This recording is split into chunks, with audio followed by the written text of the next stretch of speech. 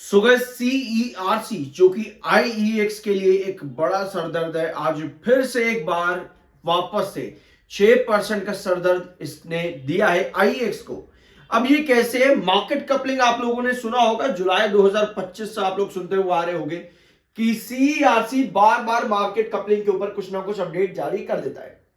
आईएक्स का शेयर आज लगभग 7% का लो लगाता है। अभी हम मिड डे में है, उसके बाद देखते हैं आखिर में कैसा होता है। सीईआरसी कहता है कि भैया मार्केट कपलिंग का जो ऑर्डर है ना, उसको विदड्रॉ करने के लिए अभी हमें और समय चाहिए।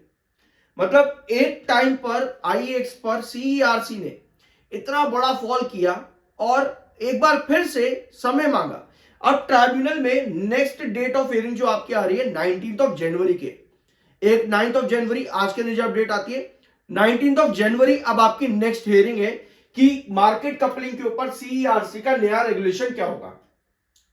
अब ट्राइब्यूनल में यह कहा गया है कि जो मार्केट कपलिंग जैसे डिसीजन है ना, ये रेगुलेशन की तरफ से लिए जाते हैं। यहां पर आप रीड कर सकते हो इस लाइन को, so a lot of theatrics in making of these regulations market coupling. ठीक है, अब इसी रीजन की वजह से आपके ये स्टॉक्स आईएक्स आज के दिन ड्रॉप करते हैं। लेकिन सीईआरसी, अगर आपको याद होगा, सीईआरसी जो एक ये कमिटी है एक तरह से, सीईआरसी ने कई सारे नए रूल्स और रेगुलेशन स्टोरेज ऑफ एनर्जी के ऊपर भी बनाए थे रिसेंटली। ऑल्दो आईएक्स पर जो इंपैक्ट पड़ता है ना सीईआरसी का या मार्केट कपलिंग का, वो पड़ता है कि जो आपकी एनर्जी है, जो इलेक्ट्रिसिटी है, उसके रेट्स किस तरह से डिफाइन किए जाएंगे। अगर 1-2 रुपए ऊपर नीचे भी होता है तो आईएक्स का उसके ऊपर इंपैक्ट पड़ता है, क्योंकि आईएक्स एक सेक्टर कंपनी, एक तरह से आप देखो मोनोपोली है, एक सेक्टर कंपनी अगर हम शॉर्ट में समझे तो सेक्टर पर जब भी कुछ खराब आता है, कोई नया रूल्स और रेगुलेशन आता है, तो उसका इफेक्ट सीधा आईएक्स पर पड़ता है। लेकिन सीईआरसी ने जब स्टोरेज ऑफ कैपेसिटी विंड और सोलर पर जब अपडेट दी थी दिसंबर 2025 में, याद होगा आप लोगों को, Waaree Energies, Premier Energies, IREDA, Inox, Suzlon, ये सब धड़ाम से नीचे आ गए थे। अभी वहां भी पूरी तरह से क्लैरिफिकेशन नहीं आए और यहां पर भी अभी समय और मांगा गया है। अगर आप चाहो तो इसको रीड कर सकते हो। इसके साथ में कुछ बातें ऐसी भी हैं जहां पर सवाल उठाए गए हैं कि tribunal had question how the market coupling rules were formulated, मतलब कि ये रूल्स कैसे बनाए जाते हैं। ट्राइब्यूनल ने ये सवाल उठाया है।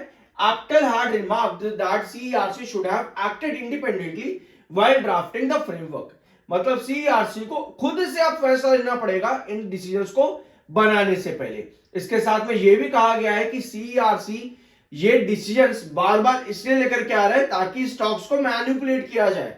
ये देखो यहां पर we were told that this was only done for some officers to make money, मतलब कुछ ऑफिसर्स जो हैं वो ये डिसीजंस पर बार बार अचानक से चेंजेस जो लेकर के आते हैं ना, वो पैसा बनाने के लिए लेकर के आते हैं। तो सवाल बहुत सारे हैं और इसको मैनिपुलेशन भी आप लोग कह सकते हो, कहीं ना कहीं टेंशन इसी वजह से है।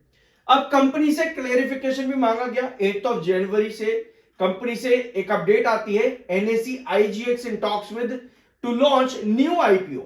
आईजीएक्स जो है एक नया आईपीओ लॉन्च करेगी, तो एनएसई ने सवाल पूछे हैं आपके आईईएक्स से और आईईएक्स ने उस पर जवाब भी दिया है कि अभी कोई नॉट एप्लीकेबल, ये सवाल आप पढ़ सकते हो, उसका जवाब जो कंपनी ने दिया आईएक्स ने। तो कंपनी से सवाल कई सारे पूछे गए, उनके जवाब कंपनी ने यहां पर दिए हैं। ठीक है, और इसके साथ में एक अपडेट और आती है आपकी आईईएक्स से ही रिलेटेड। ठीक है, पिटीशन जो आपकी बनी है 27 जुलाई वाली, कोई भी ऑर्डर पास वहां पर नहीं किया गया है और जो पुराने 6 आपके जो जुलाई 2025-23 में जो आपके फैसले आए थे मार्केट कपलिंग को, वो अभी भी एप्लीकेबल रहेंगे जब तक 19 ऑफ जनवरी को कोई नया डिसीजन नहीं लिया जाता। तो ये कुछ सवाल कंपनी से पूछे गए, कुछ जवाब कंपनी ने दिए और टोटल सीईआरसी का मामला ही, मार्केट कपलिंग का मामला ही कंपनी को बार बार घेर रहा है। एक बार फिर से 130, ये लास्ट वीडियो में हमने डिस्कस किया था कि 130 से लेकर के 150 का आपका कंसोलिडेशन जोन है। इसी रेंज से आपको 130 से वापस से 150 के ऊपर का हिट होता देखने को मिला। अब अगर आज के दिन ये अपडेट ना आती तो शायद कहानी कुछ अलग होती। जहां आज आपका आईएक्स 150 के रिस्ट्रिक्शन से, ऑल्दो 160 तक गया, 150 के रिस्ट्रिक्शन से वापस नीचे की तरफ मुड़ा है। अगर ये अपडेट आज ना आती तो शायद आज 170 देखने को मिलता और 150 से 160 से ये गिरावट ना आती, तो आज शायद 170 हो सकता था, बट चीजें काफी अलग गई न्यूज की वजह से। 78.8 का एमएफआई जो कि बेरिश है, 62.3 का आपका RSI technicals neutral plus bearish है। अब ये है आपका चार्ट, और जो लास्ट वीडियो में भी हमने डिस्कस किया था, आप लोगों ने देखा भी यहां पर स्क्रीन पे 130 ये आपका इंपॉर्टेंट बेस, एक बार, दो बार, तीन बार यहीं से आपको ब्रेकआउट्स मिले हैं, और 150 आपका इंपॉर्टेंट रिस्ट्रिक्शन। ये दो लेवल्स अगर आप चाहो तो मार्क अभी भी कर सकते हो, लास्ट वीडियोस के अंदर भी मैंने आपके साथ डिस्कस किए थे 150 और 130। ऑल्दो 160 तक आज के दिन स्टॉक जाता है, बट प्रॉपर सेल ऑफ के साथ डिप कर जाता है। अब जरूरत क्या है, अगर आप देखोगे 138 और 150 के बीच में एक ट्रेंड आता है अराउंड 139 पे, 139 पर यह आपका ट्रेंड आता है, जो कि आपको बताता है कहीं ना कहीं एक मिड बेस है, यानी यहां कुछ सस्टेनेबिलिटी अगर शो करता है और फिर कुछ पॉजिटिव न्यूज आती है तो वापस से 150 की तरफ नजर लगा सकते हो। लेकिन अगर ऐसा कुछ नहीं होता, 139 पर कोई स्टेबिलिटी नहीं बनती, सीईआरसी मार्केट कपलिंग इसी तरह से चलते हैं, तो आप फिर से 130 के नीचे ड्रॉप कर जाते हो।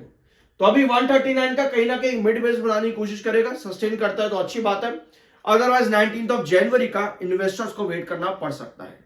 आई होप कि आपको इस वीडियो में कुछ नया सीखने को मिला होगा। सब्सक्राइब कर दिया करो, पैसे नहीं लगते इस चीज के।